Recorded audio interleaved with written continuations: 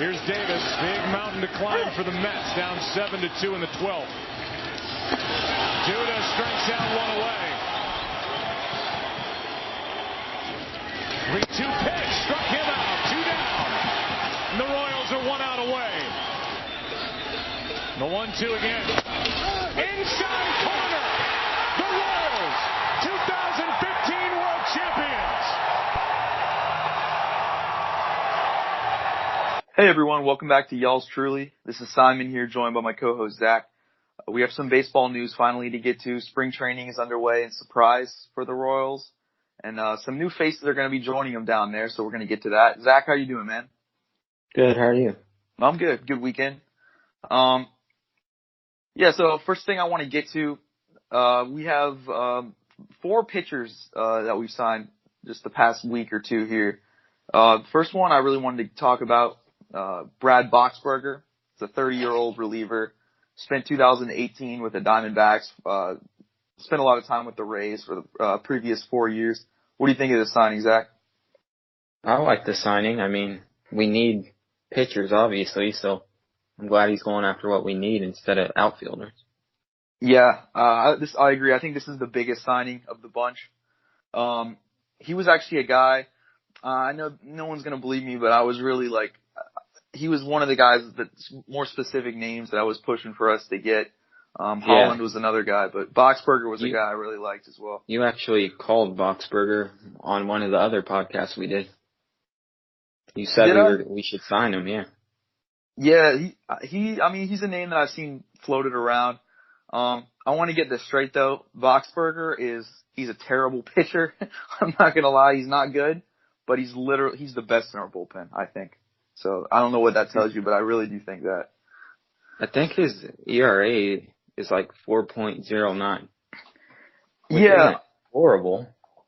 He's had a decent, if you look at his career numbers, it's actually lower than, it's 3.42. He's been pretty good, or he was good early in his career, with the Padres, with the Rays. He posted some ERAs in the 2s.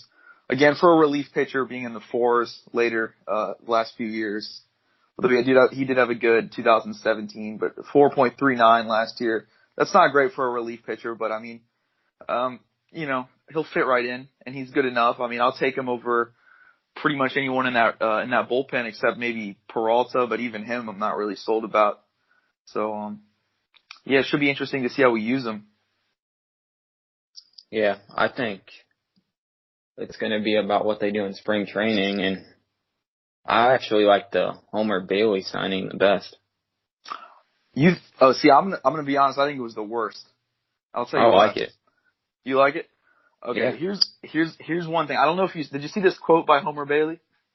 Oh, about the Yankees? Yeah, man. I'm not going to lie. That's disrespectful. That's makes me. Yeah, that pissed me off, man. I was good with. I mean, I'm glad we signed a pitcher, but this is what he said. He said, when you put up a 6 ERA, you're not going to be wearing pinstripes. It's basically I feel like he's saying okay, I suck, so I got to go to a terrible franchise, cause it's fit for me. I took that, I took a little bit of offense to that. I'm not going to lie. Yeah, it's kind of like he's settling in his mind. Yeah, it's wow, I'm really shit, so I got to, I deserve the Royals. It's I know we're bad. I'm not going to lie, we are bad, but I mean, he's too much of an outsider. You can't come in and start talking shit about the organization like that. I'm not a fan. Yeah, but the thing about him is, obviously he's thrown a no-hitter, and you don't get lucky with that. You have to have a lot of skill to be able to do that. Yeah. So he has the stuff, and maybe he's going to come out with something to prove since he thinks he's good enough to be a Yankee, right? So maybe he wants to improve this year, and we'll get the good Homer. That's true. I mean, if he can back it up, I got no problem with it. He pitches well. You won't hear me complaining. Last few years he's been rough, but early in his career he's definitely had a lot of success. He's had 3 or 4 years, 2012 through 2014, really solid in the 3s every year, all with the Reds. And I think he had a no-hitter. I know he had a no-hitter, but I think it was in one of those years. With Cincinnati. Yeah. I mean, he definitely has some potential. I actually think we'll see how he does in spring training, like you were saying. But past 3 years, really bad in the sixth, as he was saying. But I mean, if he can have a good spring training, I could definitely see him starting a few games, maybe as a spot starter in some situations. But I mean, if he performs well early, I could see him get that fifth starting spot. It just gives us a lot more options. I mean, Definitely. Ned Yost can mix and match with like 4 extra arms now, so it's a pretty big move. Yeah, I agree. I mean, and I think, worst case scenario, I think he gives you a long relief option. The staff in general, the pitching staff, whether it's the starting rotation or the bullpen, I mean, besides like those top 3 guys, Duffy, Junis, and Keller, there's nothing there. It's barren. So I mean, that's why these 4 signings are such a big deal in my opinion. It adds some depth if nothing else, and major league caliber pitchers, not no star power or anything, but that's all we need. So next one I want to talk about. Now this one I think is a really underrated signing. I haven't heard as much about it as I've heard Homer Bailey and Brad Boxberger.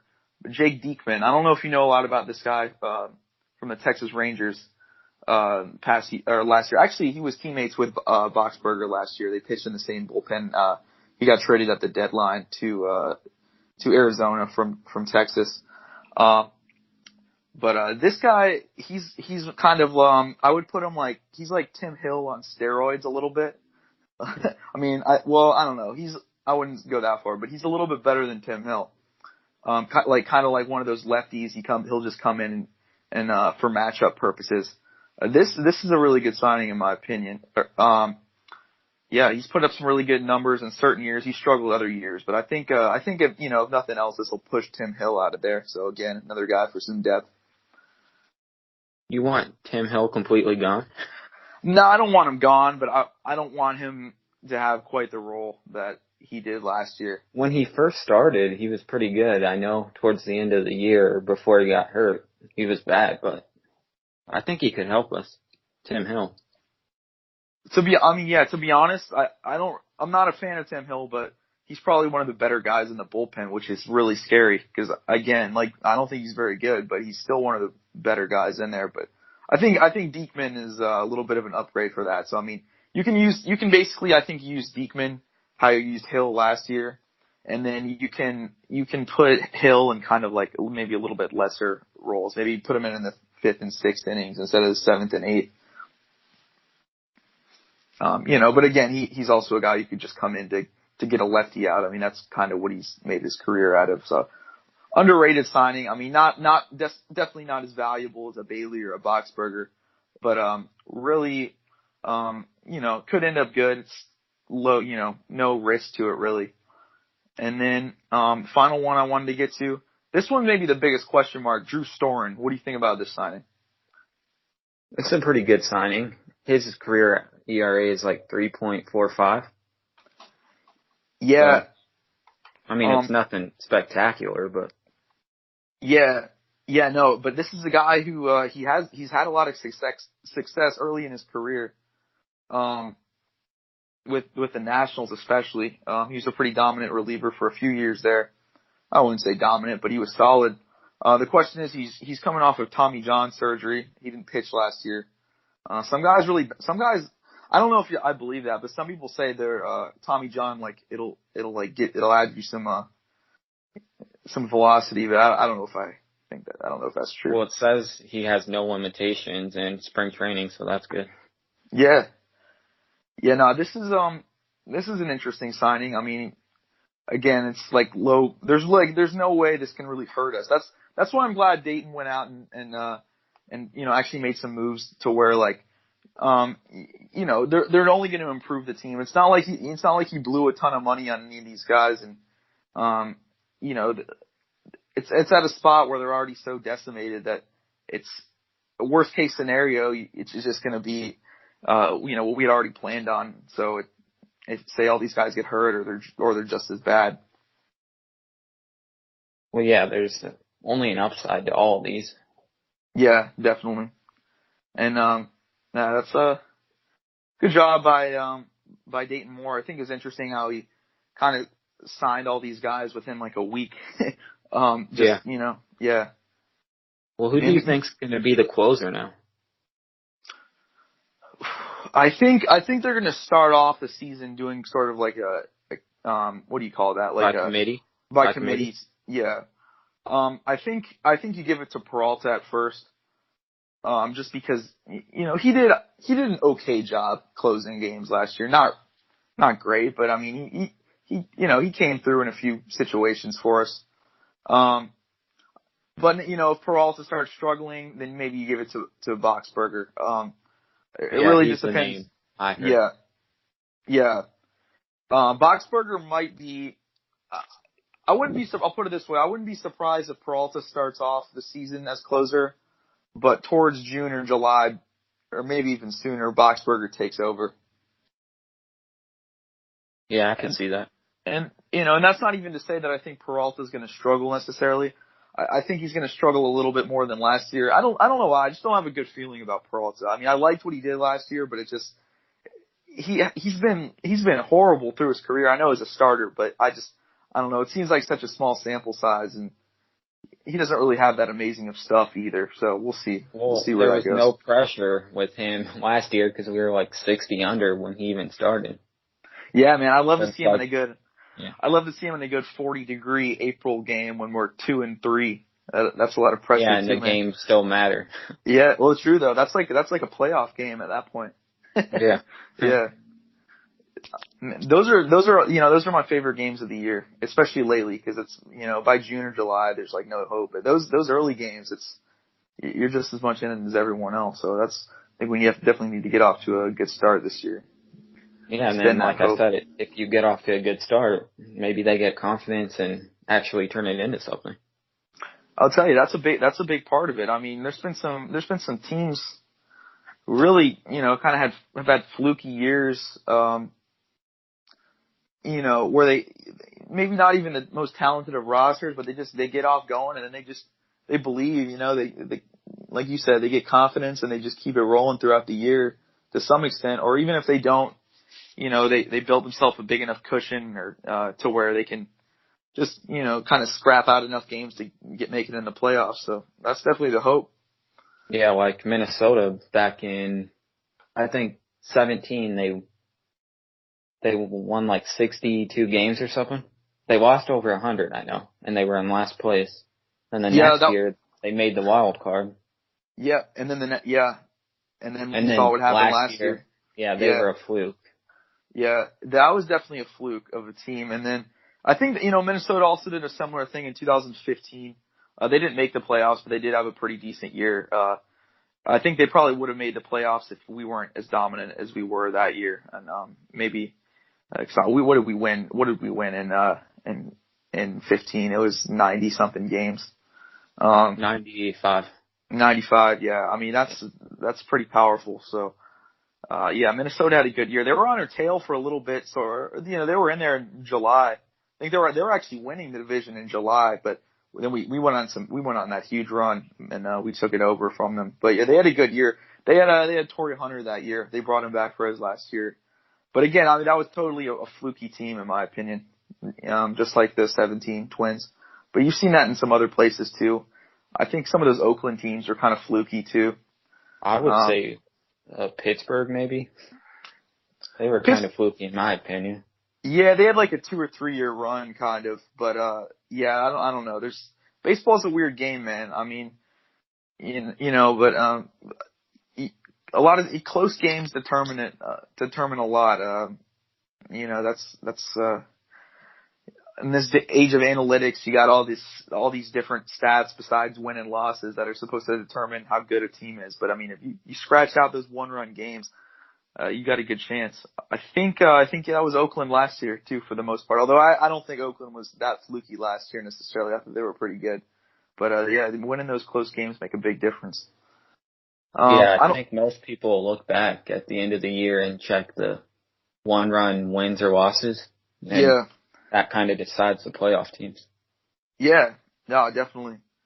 I don't know if you saw, did you see, speaking of like weird stats, did you see the PECOTA rankings, or PECOTA, predictions for the Royals. They had us at Oh 71 yeah, wins. they put us at 71, which was pretty surprising, honestly. I mean, I've made my like thoughts known on like those prediction metrics. I think Pacoda. I don't know if it was Pacoda. Whatever one had us in 15, like fourth in the Central. So I really don't pay much attention to what those say. But I'm not gonna lie. I think that's like I actually agree. I think it's pretty accurate. I'll give it some credit. Yeah, I think they had us like at maybe 78 wins in 2015. Yeah, we So were they under. obviously thought we were a fluke in the playoffs in 2014. And yeah. we smashed that. So. Well, what happened? Like everyone, because I remember there was like not much hype heading into the 2015 season. I knew we were going to be good, but like nationally, I mean, because we lost James Shields, and I think like everyone thought that was like a big loss for some reason, and we lost Billy Butler too. That was a big loss, I thought. But I mean, yeah, Butler Butler was a big loss for sure, but I just think we did a good job in free agency to kind of like patch up the holes. Well, yeah, Morales. we got Morales, so that was a big one. Yeah, and I remember we signed Alex Rios, who was horrible. I hated Alex Rios, man. Like that was one of my least favorite Royals ever. But I mean, at the time, it looked good. Playoffs, He did. He did kind of come through. He had a big home run in the Jays series. I think he had a couple home runs actually. But the play I'll always remember him for is that World Series play where he forgot the outs. Remember that? That was horrible. Yeah. Oh man, I was screaming. I was in my lip. I was pissed, man. That was awful. But yeah, no, 71 wins. Game 4, wasn't it? It wasn't. I think we won the game. I think it was 4. We were losing at the time, but then what was his name? Daniel Murphy. He bobbled that in the 8th inning, and we came back and won. I think it might have been the game we lost though. I think it was because I think it was on Halloween night. I remember. Yeah, it was Friday night. Yeah, that was when we lost. That was the Ventura was pitching that game against. That was the game Syndergaard went up high on Esky. Oh yeah. So yeah. that put us up 3-1. Yeah. We lost it. Yeah. Oh, I think 2-1 because we'd won the first 2-1? 2 and then we'd won the first 2 and then it went to New York and then they won that game and then we won the next 2. Oh yeah. Yeah. 71 wins though for 2019. I mean, seems like a pretty decent prediction, I guess. I mean, hopefully we can do better, but it's, given what we were last year, it seems like that would be, about what I'd expect. I expect to improve a little bit, not enough to make the playoffs, but I mean, that seems like a fair guess. Yeah, we both said around 72 to 75. Yeah, I would go more towards 75, but I mean, that's the homer in me. Honestly, the homer in me is more like 90, but like the realistic homer in me is like 75, 76, 77. But yeah. So is there anything in particular you want to see from the Royals in spring training here? The games haven't started yet, but any players you really want to see step up or any I think it's all about the pitching in spring training. I do want to see if O'Hearn kind of continues his power. I know it's different in spring training because it's a lot warmer in Arizona and the ball flies, but yeah, O'Hearn is going to be. That's a big. He's a big piece this year, in my opinion. Definitely because we need a first baseman. We don't really have much of a plan at first right now. O'Hearn wasn't expected to be that guy, but I believe in O'Hearn. I'm not going to lie. He's a decent defensive first baseman. He can hit. He's got power. He's got pretty good plate discipline. I really like what he brings, but it was a small sample size. But yeah, that's definitely I really agree with that because that's the type of player with his limited action. If he can have a good spring training, I think that's like you said, it's Arizona, but still, if he can hit well, that's a really good sign looking forward. I know spring training doesn't matter so much as a team, but I think it does to some extent for individual players. You remember when we were always a horrible team, but in spring training we actually played pretty good? So it gave us a little bit of false hope into the season. Yeah, but I mean, to be fair though, like the only parts of like spring training, I mean, I'm very competitive, right? So I don't like if you're wearing a Royals uniform, like I like to see like you win whatever game. Yeah. Yeah, like I don't care who's out there playing. But as far like I mean, I don't really think it actually like matters just because like for like innings like 4 through 9, you got like 37-year-old bus drivers pitching and stuff. Like it's not like it's nothing to like it doesn't really predict much. But like I said, if you're wearing a Royals uniform, I could care less, man. I want to see those wins. It just gets a good vibe going towards the regular season. But yeah, we would whenever we'd win, yeah, we would be horrible and vice versa. For when we were bad, we were pretty good this few years. I'm excited to see Mondesi because obviously the news from yesterday is Esky signed with Baltimore, so there's no chance of us picking him up again, which, hey, I don't know. I kind of thought we might because the organization just seems attached to him. Yeah. So Mondesi has no one behind his back breathing over him, so it's up to him now. Well, one guy, this is a guy I was going to get to, but one guy I want to, in general in spring training for the Royals, one thing I want to see is I want to see these prospects we got, like the upper tier prospects sort of. And we have a pretty weak farm except for some of the guys we just drafted.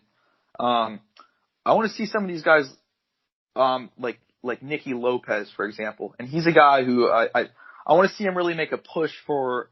I mean, he's obviously not going to start or anything, but I want to see him perform well enough to where the organization has, like a legitimate eye on him to maybe bring him up at some point. This has been a big problem, like, for years now for the Royals, is just these guys, they just don't take that next step. I mean, we have a lot of guys in this organization that at one point were, like, big time up and coming prospects. And it's not just on position players as well. We have all these pitching prospects, Starmont, Lovelady, Kyle Zimmer, man. I mean, we talked about him on the last podcast, but these guys just won't take the next step. And I want to see him challenge that depth chart, if you will. I've heard a lot about Lovelady being a contributor this year, but I don't know if I believe that. I feel like we've heard that the last 2 years. That's the thing, and I don't even think he's made his debut yet, or if he has, it was in very, very. I think he has, yeah. Yeah. Yeah, I think same with Stonmont too, but I don't know, man. Those guys just don't excite me that much. I don't know, man. They just don't seem like there's much there. I mean, I'm not saying they're bad or anything. It's just like, why are these guys not getting called up earlier? Why are they sitting around in AAA so long? Like, if they're supposedly so good. And it seems like we've had a lot, it reminds me of Hunter Dozier, right? Like, we finally did get to see him, but it's like, look at him now. Like, he's pretty terrible, right? He's like 27 or 8 already, so. Yeah. I mean, he wasted most of his career in the minor leagues. And Hunter Dozier, he's better than most of them, man. I mean, but look at Bubba Starling, man. I mean, that's been a big problem. We get these guys, we develop them. At a certain point, they're good in single A, they're good in double A. Once they get to Omaha, they just quit, man. I mean, they hit their ceiling and they never, rise up. I mean, part of the farm, part of the weakness of the farm is, trades and stuff, which, I think were good trades because we unloaded a lot of guys when we were winning and great because we won. But, a lot of these guys we drafted and just don't take that next step. But there's some guys I think who have a lot of potential, right now, who have performed well, but I just want to see them, get up there, take that next, get to that next level to where, maybe they get called up. Who knows what happens? Maybe some guy gets called up there the next Witt or something like that. You never know. Just give some new guys some chances. When do the position players start? Is that Tuesday? I don't know how that works, man. I think it's a week after the pitchers report. Yeah. Yeah, pitchers are already was out on Tuesday. Yeah. Yeah, I know after the position players start, like the spring training games start like pretty soon after. Like they do like Our first game is Saturday, you know that, right? Oh, is it next Saturday? Really? Or this Saturday? 23rd. Yeah. Oh, yeah, it's got to be soon then. Wait, Yeah. Yeah, I think they do I think they show up and they do the whole they do those inter squad games or whatever. Where they play against each other, and then they'll I guess if you said they're playing Texas. What are you expecting from Gordon this year? From Gordon, to be honest, about the same as last year. I mean, he was decent last year, so if we can get that out of him, I mean, I'd be fine with that at this point in his career. What do you have? 245 average. 245, great defense. I mean, he was a good player last year. I mean, I guess you say average at the plate, but when you're playing defense like that, he's valuable. I mean, he's not going to be what he once was, but I think at this point in his career, that'd be fine with me. Do you think he retires after his contract? His contract's up after this year, right? Yeah. I think it depends what type of year he has.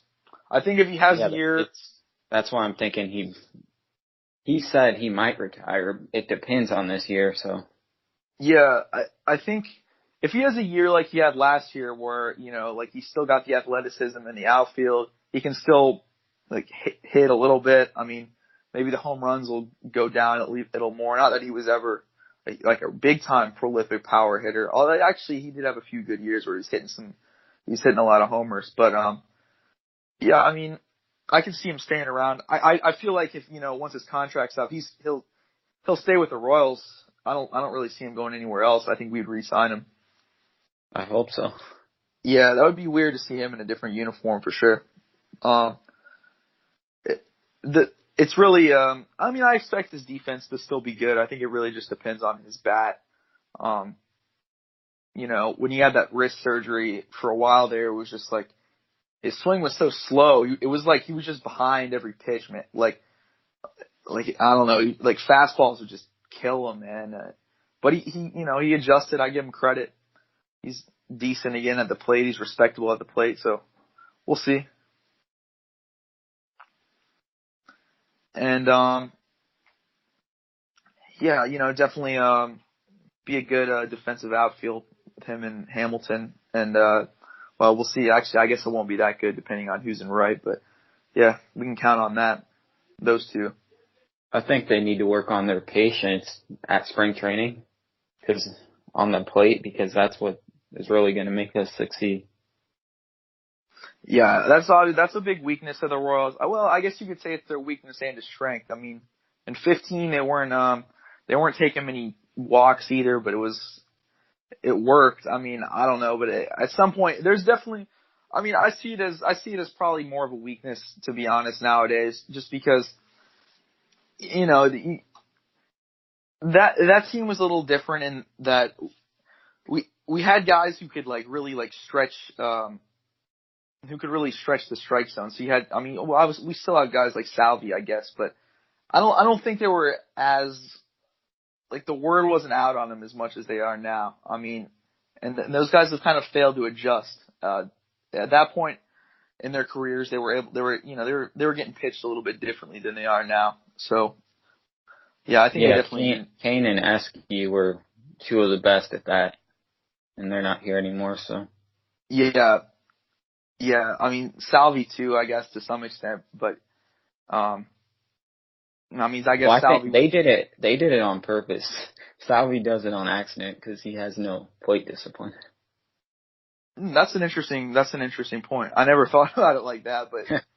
I know Kane did it on purpose. Esky, he may be like Salvi though. I mean, I think it depends. I'm sure Esky's swung on some pitches that he probably wishes he didn't. But yeah, no, I know what you mean though. Those first pitch swings, yeah, he was hacking no matter what. Yeah, Kane actually, and I know what you mean. Kane had some really wild swings, but Kane, I mean, he could be disciplined at the plate when he wanted to. So I could see that. I could see where you're coming from there. And what do you think of Moustakas re-signing with the Brewers? Saw that today for 1 year. Yeah, 1 year, $9 million.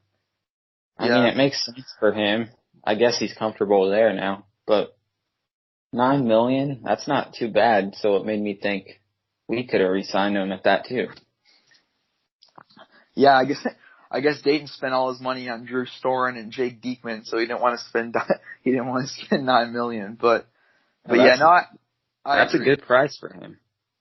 Yeah, definitely, yeah. I can't really figure out what's going on there with his with Scott Boras and his whole free agency situation the past few years. It's just been bizarre to watch. No one's really. It was reported like 2 days ago that the Angels were interested in him, so I wonder what happened there. There's a lot of teams. It kind of went back and forth. At first it was the Padres, then it was the Phillies, then it was the Brewers, then it was the Angels, and then the Brewers. And yeah, the Royals too. I mean, not like as big time as the Padres or or the Angels, but besides just people like me and you, there were some legitimate sources saying there was some interest there. So it's just been interesting to watch because he's a guy who, with Boris or himself, he's expecting some big offers in free agency, but he's just not getting them.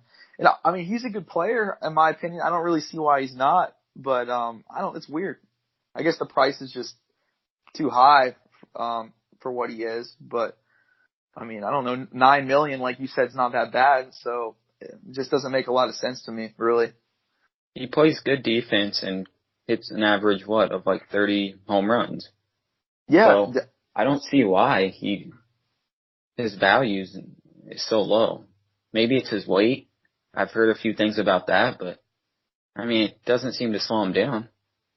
Yeah, I mean, you think if like Pablo Sandoval, who was like 320 pounds, could get a big deal with the Red Sox, then so could Moustakas with like anyone.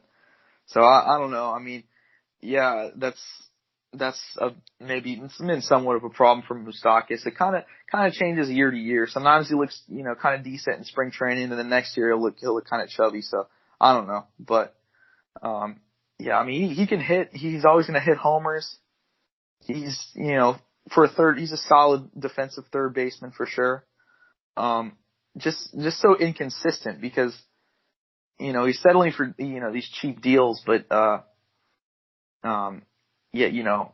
seems like would be a pretty high asking price for, large deals, but, in free agency. But yeah, I mean, 1 year deal. Maybe the Brewers suck. He gets dealt at the deadline. I don't think so. I think the Brewers will be pretty good though. I think they take a step back. I do too. I think they were a little bit of a fluke last year. I'm not gonna lie. They blew their chance. They got to Game 7, right? Yep. Yeah. And the NLCS. Yeah, they were 1 win away from the World Series. So right. Yeah, they blew it. Yeah, no, that's I don't know. They do have they have a lot of 2015 Royals on the team though, so maybe they'll take that and they'll let it fuel them like we did in 14. So I don't know, but yeah, I don't. But like overall as a team, I just didn't find them to be that good last year. Although they were really good. I don't think you can really rely on that staff, their rotation. I know they had an amazing bullpen, but they actually started to slow down in some respects towards the end last year. So, we'll see. I don't know. I just don't know if I can count on that bullpen to be quite as dominant as it was last year, and for them to be able to get away with that staff for so long. But we'll see. They can hit for sure. I mean, I think they'll be a decent team, but I don't know if they're going to win the NL Central again. Yeah, I want to get to kind of a funny topic for a minute. Yeah, go ahead, man. What are your thoughts on Dayton Moore being against porn so much? It's definitely interesting. It's good. It's good. We got a real Jesus freak up there, man. No, I'm just kidding. To be honest, it's weird to me. If he put as much energy into signing some big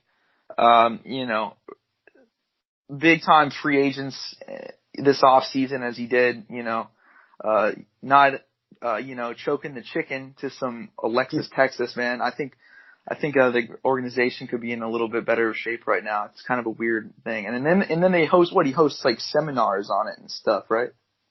Yeah. I think it's just weird because first off, you shouldn't push your religious stuff on other people. And all the guys are young, so dude, the only bats he should be worried about are the ones on the field. Dude, I'm gonna be honest with you, man. They're doing, yeah. I'm gonna be honest with you, man. I can guarantee you that like baseball players, man, they're away from their wives for like on those road trips, man. Yeah. Oh man, they got they got Mia Khalifa, they got Alexis Texas, they got Rachel Starr, man. They got that stuff on their phone, man. I mean, Dayton, he might. I don't know, man. I mean, Dayton, if he's really serious about this, he might have to do some phone checks because I can guarantee you some of those Royals players they're not living up to his standard, man. Yeah, what do you think they do when they're in their hotel rooms in the middle of the night? Oh yeah, I mean, Dayton probably pictures them all, reading Corinthians, or whatever on their Bible. He has a protective password on all their phones so they can't go on any bad websites. Yeah, he's got child locks on all the TVs so they don't watch Bad Girl or whatever. What is that stuff? Girls Gone Wild. Yeah, they can't pay-per-view that. Yeah.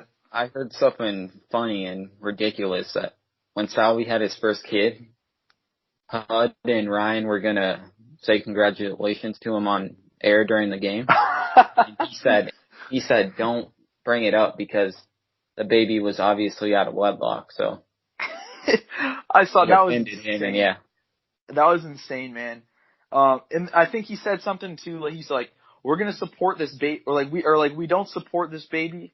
We're gonna love it like Jesus would, but we don't support this, so we're not gonna bring it up. What does that even mean? I don't know, man. And I mean, I have no problem with his religious beliefs. I just don't see the need to like push it on the organization to where it's like creepy too, Yeah, like you said, he did a seminar. That's pretty messed up. You think those guys care about that? Nah, man, they gotta be sitting there like rolling their eyes the whole time. Like the clapping's gotta be like the worst, like most awkward clap. It's like when your boss tells a joke. Well, I guess it is their boss in a sense. So that's basically what it is. Just like when your boss at work tells you a joke. It might not be funny, but you're gonna laugh, It's the same sort of thing. They gotta sit through it but that's weird though. Cause that's a little too personal. I feel like that could be a good Office episode. Like, I feel like Michael Scott, like, there could be an episode where he goes, like, really Christian, and he does that sort of thing. I can see it. Yeah, they had a few sexual harassment ones that were kind of like that, where they had to do a seminar. Yeah, diversity in the workplace and all that stuff, man. Yeah, I can see that. That's kind of how I picture that. Like, you got, like, Salvi sitting around, like Stanley or whatever, like, and then Dayton just going off with all these charts and PowerPoints, porn kills love, all that sort of stuff, man. That's a good scene, though. He says it's too violent and all that. Yeah. Yeah, they're going to hell if they watch it, so that's all that. Weird. Yeah. No, that's definitely an interesting topic, man. To be honest with you, it's entertaining, man. It brought me some good laughs, like hearing about all the Dayton Moore porn stories that have came out. And the thing is like it keeps getting weirder too. Like just when you think when I first heard he had this whole like anti-porn thing, I was kind of like, okay, like he doesn't like porn, cool, that's his belief. And then it just like he keeps like ratcheting it up though. It's like, okay, hold seminar. This is like something we really preach to our players, man. It's like, how about, preaching, I don't know, how to hit. Like, it's just like, I don't know, man. It just, like, there's nothing wrong with him thinking that, but then pushing it on like early 20-year-old kids. Yeah. Who spend a lot of time away. Yeah. Yeah. I mean, it's stupid. It's a waste of time, man. It just seems like the organization would be better spent doing other things, man. And yeah, like I said, you won't catch me for 1 second believing that like the players like actually like buy that. There's a few who I feel like you might really like believe it though. I feel like Witt. I can see a few. Yeah, I feel like Witt like really. Witt. I don't think he would. Nah, I think Witt would. Just because like Witt's like a good looking guy, all that sort of stuff. Like he probably doesn't need to, but I mean, I don't know. He's got that whole like Southern boy like sort of thing, man. He's definitely a Bible thumper, if we're being real. I know Ian Kennedy. I think he's pretty religious. He has like 5 kids, though, but that's also because he's religious. Yeah, that's like he's on some like Mormon shit probably. Yeah. with his third wife. But I feel like Hosmer, you think he took that serious? Oh, hell no, man. Hosmer was laughing through that shit, man. Yeah, he seems like he would just be watching porn all day. Gerard Dyson, man. Oh, my God, bro. Yeah, no way. No way, man. Oh, man. Yeah, that's... No, I don't think Hosmer would be watching porn, but he would be doing like... No, I think he would. Nah, I think just Hosmer because you're good looking doesn't mean you don't watch it. Nah, I think Hosmer would just go get the real thing, though. No, not. Like if he's on the road. He has a girlfriend, right? No, that doesn't mean anything, man. Like you said. It's like the tender age, bro. Yeah. He can be in Seattle and he just goes on Tinder and there you go, man. Yeah, I bet he keeps an open relationship with all his girlfriends. He definitely is an open relationship type. You can just tell. Yeah. If you got a chin beard, you probably do that sort of stuff. But yeah, definitely an interesting topic, a little bit away from spring training, but I'm not gonna say it's disappointing, man. Pretty good podcast overall. Well, I just wanted to talk about it because no one else really does, because obviously it's not really about baseball, but it's still part of the organization.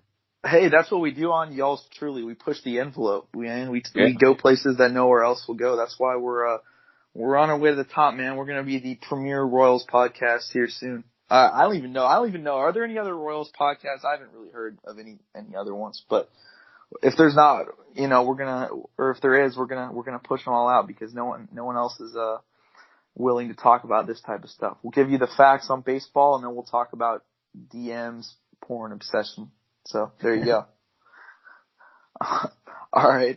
Thank you everyone for listening to the podcast today. Go ahead and follow us on Instagram. Follow us on Twitter. You feel free to DM us with any comments or questions you may have.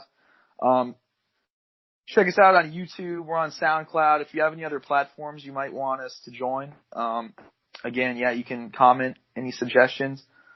Please on our YouTube, subscribe to that, man. We're really trying to help us grow. If you like this sort of content, subscribing will only help us, give you more. So, hope everyone has a good week, and thanks for listening. Thank you. And here at Fox Sports Kansas City, we always comply with the Federal Communications Commission's rule that if you are broadcasting a live sporting event and there is a full moon, you must have at least one shot of that full moon during the game broadcast. I like that rule. It's a beautiful planet. Well, it's a moon. That looks like a planet to me. Yeah. Tomorrow's school day at Decay. I'm going to go out and see. Maybe they can cover the whole star, planet, and moon concept. That might be good. I need to be refreshed a little, I guess.